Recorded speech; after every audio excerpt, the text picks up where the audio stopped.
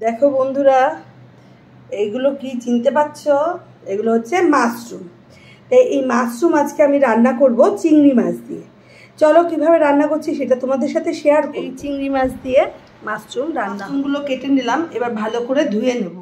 মিক্সির বাটিতে আমি সাদা জিরা নিয়ে নিলাম, আর নিলাম শুকনো লঙ্কা, তার সাথে রসুন দিয়ে দিলাম, আর কাঁচা লঙ্কা, আদা, একটু টমেটোও দেবো, এর সাথে জল দিয়ে দিলাম। এইবার পেস্ট করে নিলাম। এবার পেঁয়াজ দিয়ে দিলাম, আবারও পেস্ট করে নিলাম। দেখো এই যে পেস্ট, এই মাশরুমের মধ্যে বাটার দিলাম আর এই মশলা পেস্ট করে পেস্টটা দিয়ে দিচ্ছি। এটা আমি নুন দিয়ে দিচ্ছি, মতন হলুদ দিয়ে দিলাম। এবার এগুলো সব কিছু দিয়ে মাখিয়ে নেব।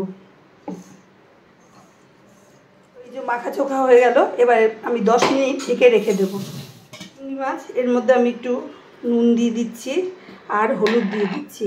এটা দিয়েও আমি মাখিয়ে রাখবো। মাখানো হয়ে গেছে, দেওয়া হয়ে গেছে কড়াইতে, এবার গরম হয়ে গেছে।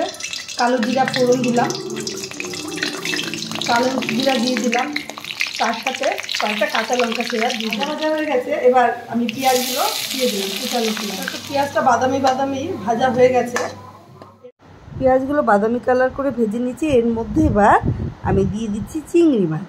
এবার চিংড়ি মাছ দিয়েও কিন্তু আমি ভাজা ভাজা করে নেব এই পেঁয়াজটা দিয়ে। খুব সুস্বাদু একটা খাবার, সুন্দরভাবে ভেজে উঠেছে। এবার এর মধ্যে আমি মশলা মাখানো মাশরুমগুলো দিয়ে দেব।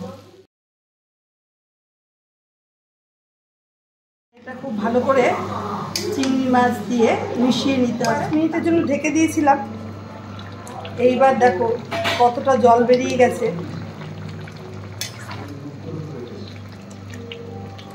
টেস্টি খাবার, তোমরাও করে খেতে পারো। দেখো চিংড়ি মাছ মাশরুম দিয়ে খুব ভালো করে দেখো ফোটাতে হবে কিন্তু।